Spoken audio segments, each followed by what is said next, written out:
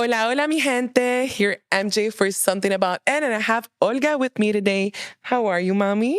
I'm so good. I'm so excited to be here today. And it's so crazy because, well, first of all, what do you do in life? Because people are probably like, who's Olga? Well, to those of you who don't know me, I wear many hats. I'm a financial analyst. I'm also an MBA student, and It's like Superwoman right here. I'm a runner, I'm a coach, I'm a mentor, and I'm also running for Miss Universe Canada. Oh my God, I love this. And I think that's how I approach you because I'm like, girl, like, I want to bring someone that's in that world. What world? The pageant world, the Miss Universe world. And I told you, I grew up in the Venezuelan culture. I'm still in that culture. I don't know why I said like I grew up in like I'm from Venezuela. My mom is from Venezuela. I grew up there. Yes, I did. I was born here, but like my whole cultural background is from there, and it's like it's a whole thing for us. It's a religion. Yeah. There's so many things. Have you ever met like someone in Venezuela around you in that world? Of course.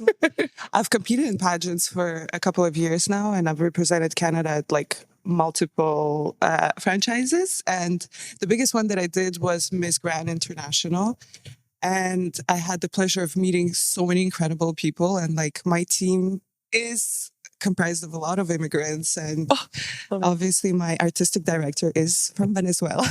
He must have told you stories on how, for us, it's so important, Miss Universe. I grew up watching that with my family. For us, it's like Miss Universo is going live, people. Let's sit down and like we just sit there and we start judging. As we're the judges, like, yeah, this woman is like this one's short. My favorite. This exactly. It's like, how come Miss Venezuela didn't make the final 10? I think the last year they didn't. I don't want to speak for numbers, but there was a year we were all in shock that she didn't make for the last 5 finalists because it's really rare. Yeah. Like we're known for that. Yeah. Venezuela is always in the top 5 or somewhere. And it's crazy because in my everyday life, I realize how it's imprinted in my culture, my everyday life. For example, heels. I couldn't wear heels out of my house if I didn't know how to walk in them.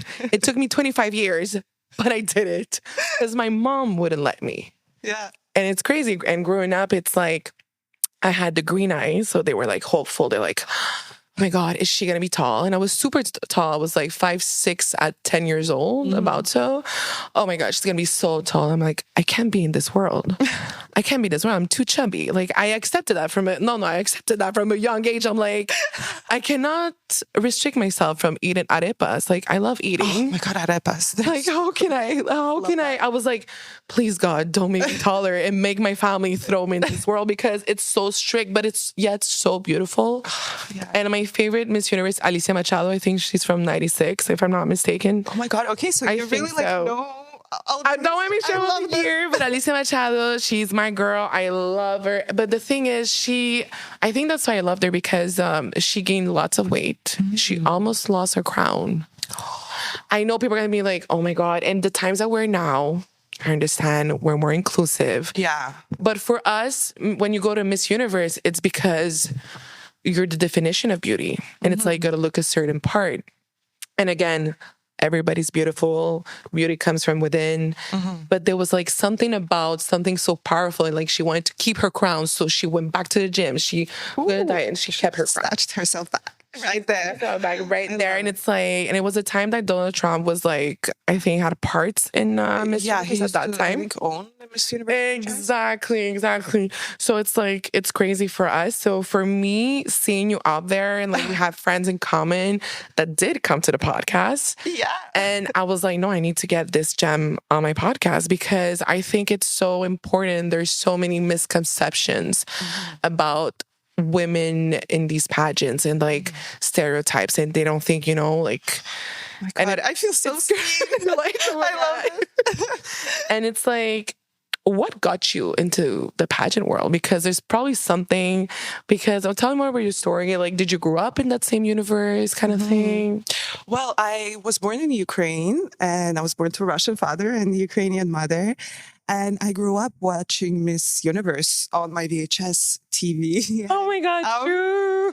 It was like an annual thing that you just had to like watch, and it's like sports, but for women, So And Eastern European women take beauty very seriously. So I think it's 100%. like something why we get along so well with the Latino countries, because we just love all things beauty and like taking care of yourself and just like presenting yourself as the best version you can be.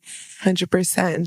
I love it. The best version you can be. 100%. So like when you said your mom wouldn't let you, like this is the reality. Like if you go in Eastern Europe, the girlies are like always in heels, always very put together, because it's just like part of who we are as a nation. And like I always grew up just like admiring those women. Like I never had I never had judgment seeing like, oh, it's superficial, or like I always looked at them. I'm like, they're so well spoken. They're so confident. Exactly. It's like and yeah. the beauty is just like the cherry on the cake, and like Yeah. it can look so different across even like one country. Like there's regions where people look different, but it's like how she presents herself and like how she shines. They look like just like they're goddesses. Goddesses, right? That's legit the term. It's like you just like, and how they answer the questions, and it's like, and I grew up in a household where my mom used to tell me like, that doesn't look good on you. Like, you know, the type of like, wear whatever you want. My mom's like, no, fashion is not for everybody. Are you really gonna go outside like this? Yeah, it's like she makes me question, like, I don't like it. I'm like, but I didn't. I'm like, oh, where? But excuse you, at what moment did I ask you? She's like, no, but it doesn't look good. I don't care if you ask me or not. So at my age, I'm 31 years old, and my mom is still like, oh yeah, poking me. And it's a normal thing. And it's like, people are like, oh, your mom is so harsh. What? What do you mean? She's honest. It's like She's honest. It's very hard truth, but I'd rather have like my mom tell me that rather than 100% than somebody else. It's like, and what are the biggest misconceptions are? I'm like speaking like 3 languages in my head about being in that world, the pageant world. What's the biggest misconception? You're like, no, this is not what I thought it is, and like people judge a bit.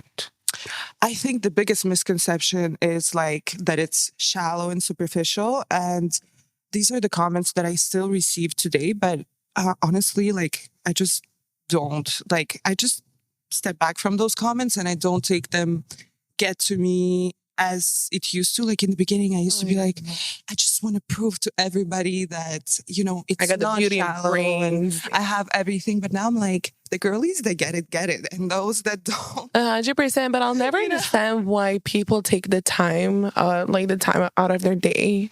And I'm just like, start a charity instead. Like, instead of being so negative, like things like that. I'm just like, but why? And it just. But then you have like those people that support you, and they're like, I see true. all the work, because what you see on stage is literally like 5 minutes max. 100%. And it's like, it goes super fast. So it's easy, I guess, to jump into the conclusion, oh, it's because she's a pretty girl, or like, oh, the genetics were just given to her. So like, it's naturally like that. But it's really. You got to work those genetics. You got to work that walk. You got to train the pasarela. You got to. That pasarela. Oh my God. I have traumas because of that. My mom with the heels, she's like, she made me walk, and I'm just like, no. And I'm just like, wait, women do this all the time. Like, preach to them. Like, I don't know. This is not. And the thing is, I'm too crazy too for that world, because it's not like, I think you guys and I mean like crazy, because it takes a lot of discipline. And me, I'm that type of crazy where one morning I wake up, I'm like, no, I don't want to do it. In that world, you can't. No, it's exactly every single day. It's not about like, but I think I'm just a person like that. Like I've always been this way. Like if I want something, like I don't care about my I want or not. It's like, if you committed to it, we're doing it. So what you start, you finish. Yeah. Like I love it. It's like my competitive side. I don't know. I'm just 100%. I'm competitive when it comes like to playing games. Like that's why I'm so competitive. Like, my cousin that grew up with me, she doesn't want to play with me anymore when we're us two. That's the saddest thing. But competitive. Yeah, sorry. Yeah. We're going back to the real world. But it's true. But it's a good thing that you have that discipline, because it's going to follow you through your whole life. Yeah. And I mean, I always look at it like beyond pageants, because like a reign is only a year, or like when you win, or, you know, at some point you got to move on to other things in life as well. And I'm always looking at it like, deep inside of me, I've always known like it's going to teach me something, or it's teaching me something right now, like for me to fulfill my purpose later on. Whatever it is that I'm going to do, like 10 years and 20 years, like I'm going to take this experience for me forever. And I'm just going to like share those stories with people Oh, who it's want like to an hear inspiration and like to inspire others, which is amazing because, but now with the times that are changing and pageants being more inclusive, are there like changes that are like obvious changes that are like a bit harder for you as like in the transition of getting, or like, is it like, because I'm trying to find the right words for that. How do you feel about, you know what? How do you feel about the pageants being more inclusive? Because I know for us Venezuelans, it's really hard. I don't want to say really hard. I want to speak for a whole nation, but like there's a lot of things that for us are like, oh, really? Like, for example, before you couldn't be a mother and be in the Miss Universe pageant, which now you can. And it's like, oh, but it doesn't. How do you see that? How do you work with it? I think we're moving out from the like the traditional, because I think in everything, like in fashion right now, you can't sustain if you don't like grow. And I think it's a natural progression for pageants. And honestly, I definitely agree with it. Like, because if it wasn't for all of these changes, I wouldn't be able to compete. I'm 31 years old. And when I finished the previous pageant that I told you about, I competed in Thailand for like 4 weeks, and it was an incredible experience. And then I was like, okay, I'm finally ready to go for Miss Universe Canada. Like, I want to go to Miss Universe. Oh my God. And so I applied, and at that time I was 28, and they were like, you can no longer compete. Like, that's it. Yeah, because they changed it like a few years ago. Exactly. And so I was like, okay, well, maybe like that's it, you know, like I did my part. But then a few months later, they announced that like they were lifting off the age limit. And I was like, this is like a sign for me. So to me, like, as I feel so included now and like celebrated, and like I don't have an expiration date in a kind of way. So I think that it's important that we include others as well. Like, I don't see.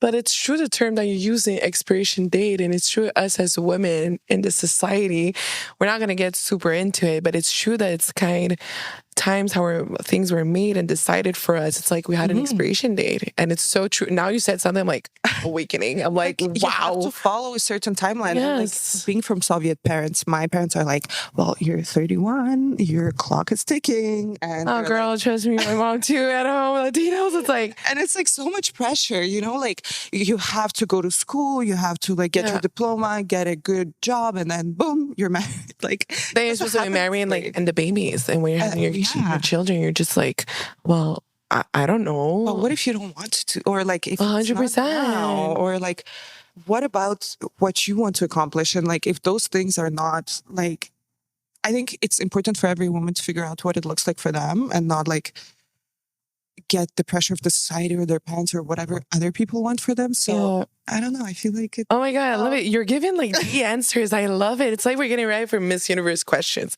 Because for people that didn't know, Miss Universe they do ask you questions at some point. I think it's a top 5 or top 10. Yes. Not mistaken. So the top 5 usually. Exactly. And they have like questions that are super like, I don't want to say intense, but sometimes I'm like, I would have frozen right there.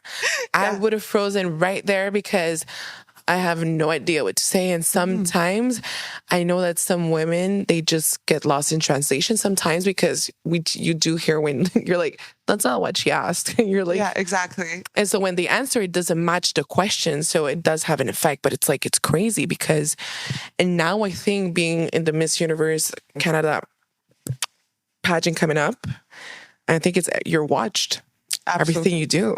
And it's crazy. I mean, I'm just like, oh my God, I only have like my mom watching me, and and even that for me, it's a pressure. And that's not enough. I'm like, and like, that's not enough. And I'm just like, oh my God. So for real, like, I really admire your work. I love it because you look at you like you have fun, actually. Yeah. I think it's important to keep having fun. And like, I think in those moments when you're on stage and they ask you that question, you're like, hey, like, you think of your mom and your coaches and everybody.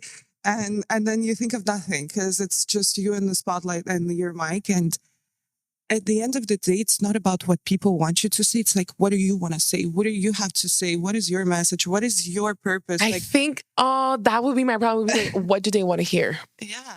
And it doesn't, oh my God. like, because That's true. people you will touch people's hearts, and no matter what you say, like, it will just come out the perfect way because it comes from your gut, from your heart. And people feel it, people know it when it's just Yes, it's true. a perfect answer. Like, you can feel it.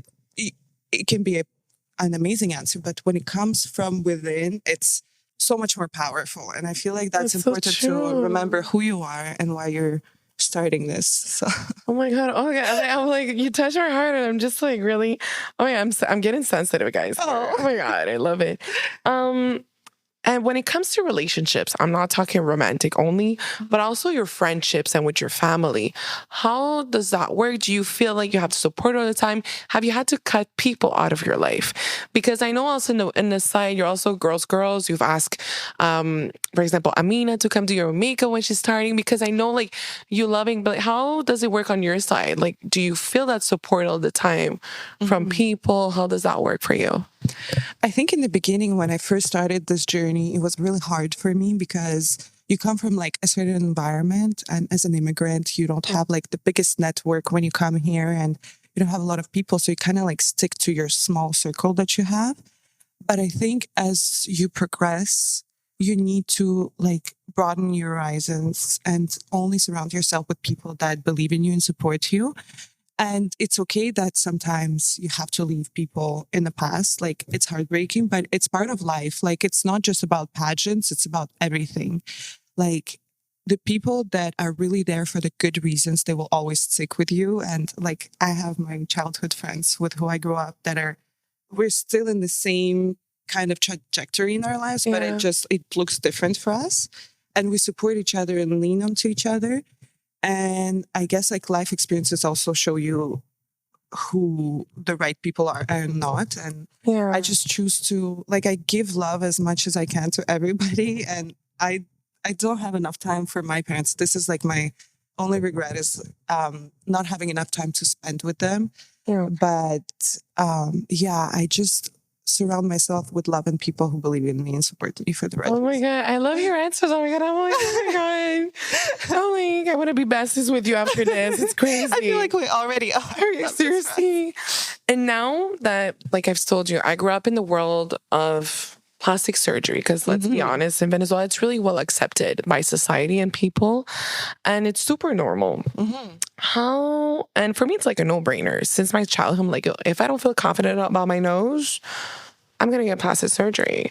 And also because I remember they used to say that when they used to choose a Miss Venezuela, let's say they would say like, okay, this one, we need to take fat out of her knees. This one, we're going to fix her the fat on the knees. I just recently learned that it's a thing. What? You didn't know about that? No. Oh, girl, I have it. I can tell you everything about me. It doesn't work because I remember there was one guy who's like, no, you will have to take like half of your leg and then the fat on your knees. And I'm just like, I was maybe like, what, 12 years old when I got told that. So I know about it, but it's like, I'm like, if one day I'm really not confident about it, I'm like, just gonna get a surgery, because I said I'm not gonna be Miss Universe. So if I don't need it everyday life, why get it? And right now, for real, the only reason I go to the gym as much is because I don't have money for the lipo. It's so expensive nowadays, and it's like you gotta be careful where you do it and everything. My country's a bit hard to grow right now because of politics problems. Yeah. So. Yes, but yes. What do you think about plastic surgery? How do you see that?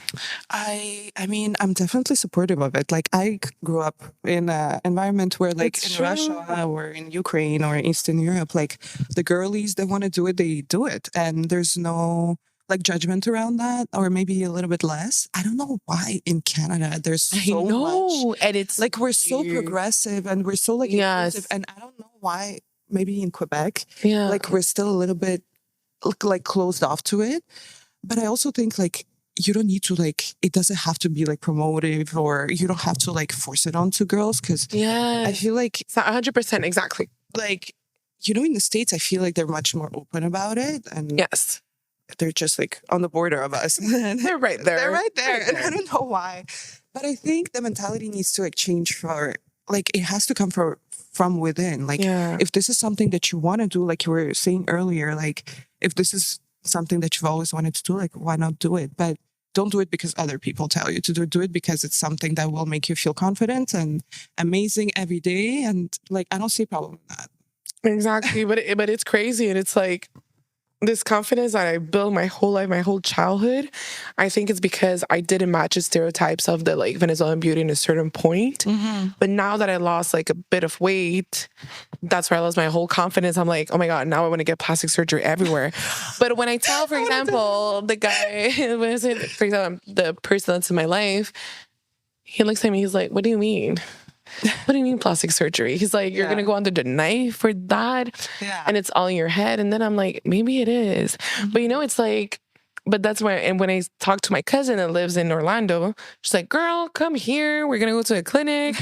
We're going to fix everything. And It's like getting your nails done. yeah, exactly. I was like, oh, well, okay. So it's like, it makes you question directly everything. But like you said, it's better to be supportive, but it's also open our minds a bit to it. Because I think, yeah, why not?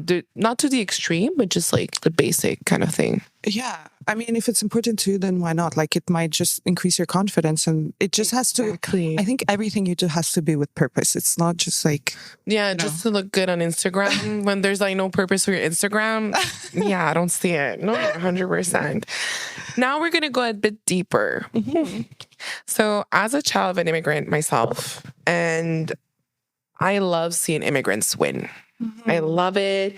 And it's like, and I know you work really hard to give a platform to immigrants or their children. yeah.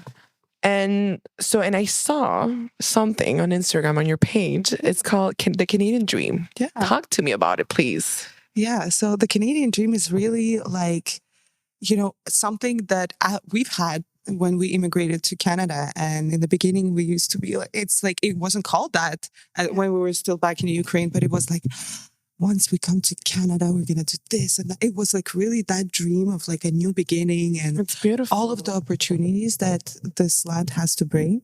And I still believe that Canada is the land of opportunity because here we are equal and we have all the rights. And if you really set your mind to something, you can really get it. Absolutely. Like there's so many possibilities and opportunities. And that's kind of why I called it the Canadian Dream. And now I invite people on this platform to talk about what this looks like for them.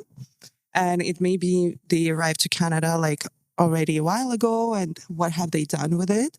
Or people just coming in now and, my two home countries are in conflict right now. And people that are coming here, they need the support. So I felt like at a time right now when our world is so divided and there's so many things happening, like I just want to share that Canadian dream with others. And even on an international level, like show that we can all coexist in this one melting pot in one country. Yeah. And we're like the example of that being possible. So why can't we just all get along like but that? it's gorgeous, Dani, because I was like, is this, and I was like, is this like kind of like a version of like the American dream? A lot of people talk about that. They're like, there's not such a thing called the Canadian dream, but there is one, the land of the free. It's like what it represents to you and what it is. And I feel like every immigrant, no matter where they come from, they have it inside of them when they land here.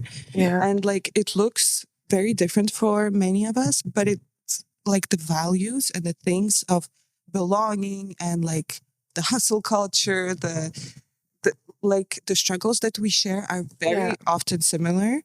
And I just want people to know that they're like not alone and just kind of lean onto each other. But it's beautiful. And I have my best friend, she came from Georgia.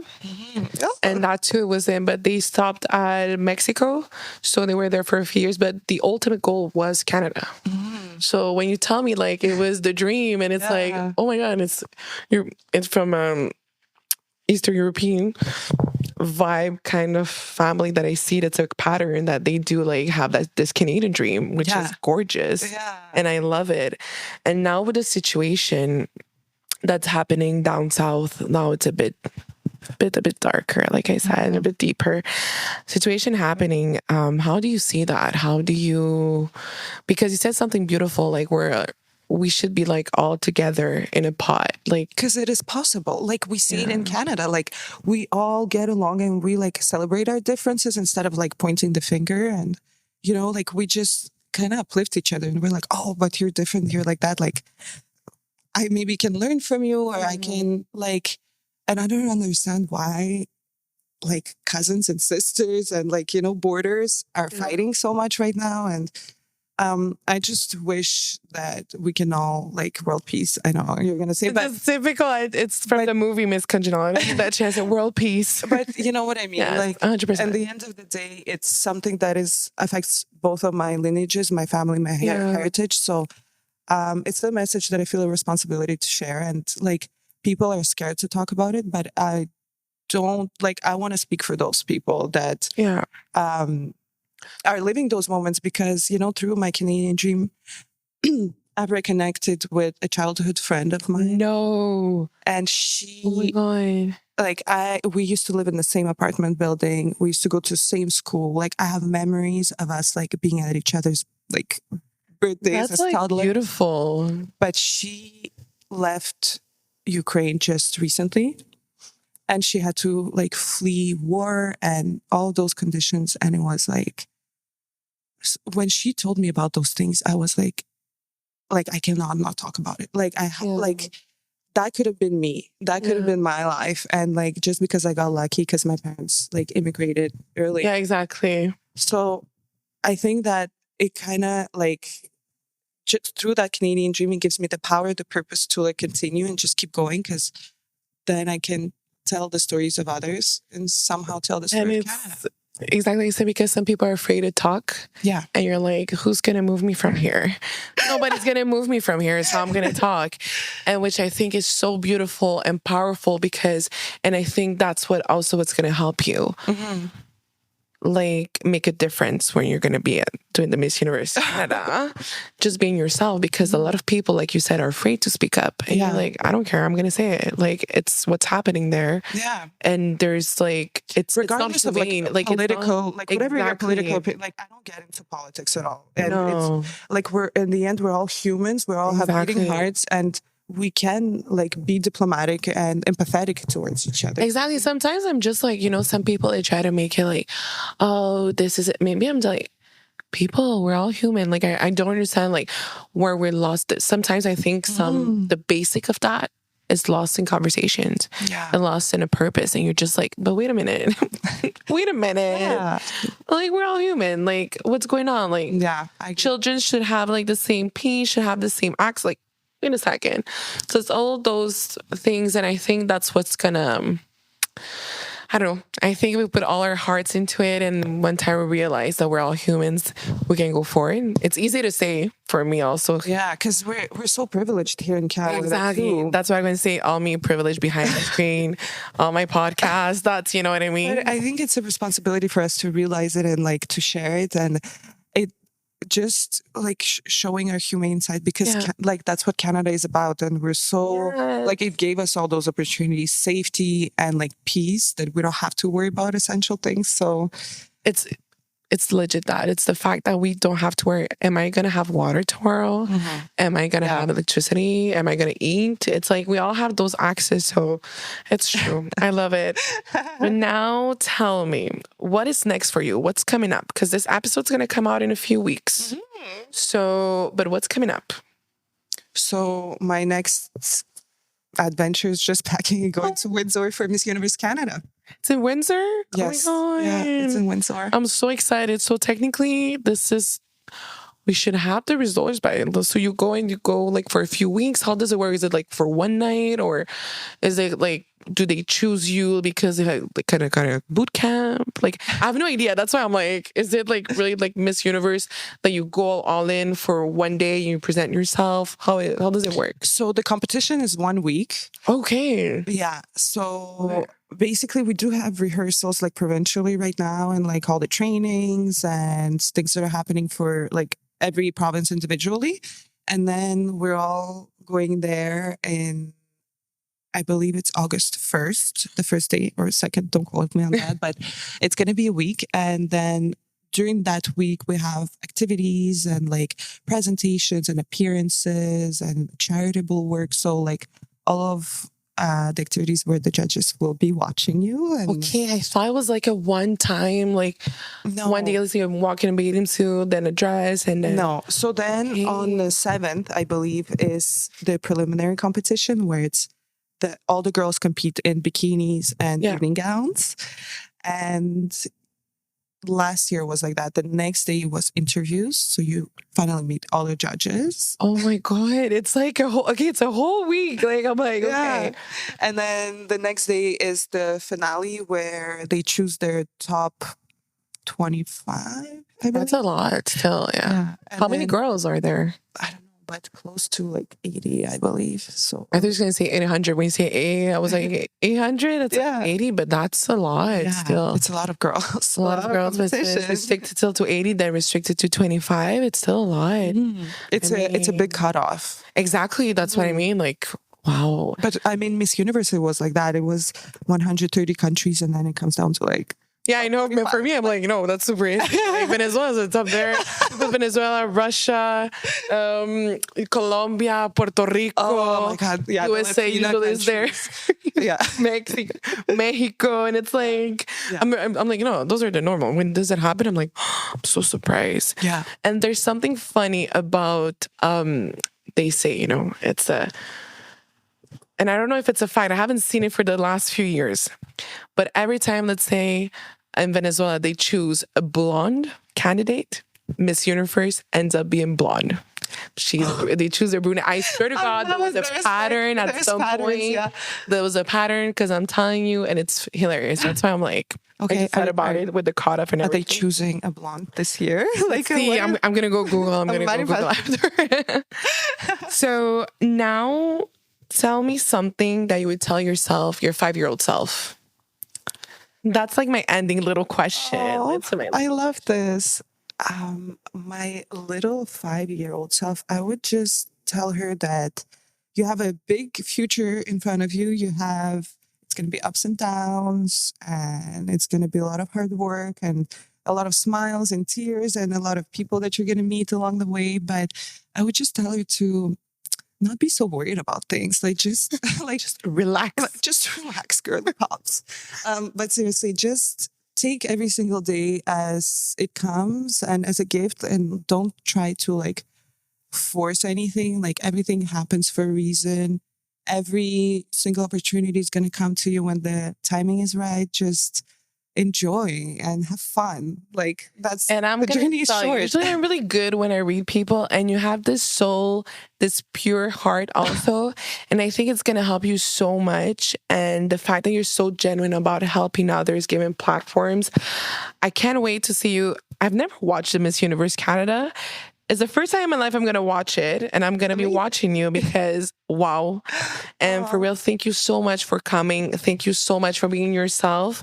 And we'll hopefully do this soon again.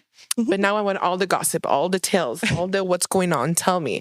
And after your reign, when you're gonna have time, that's when you're gonna come back. And thank you so much again.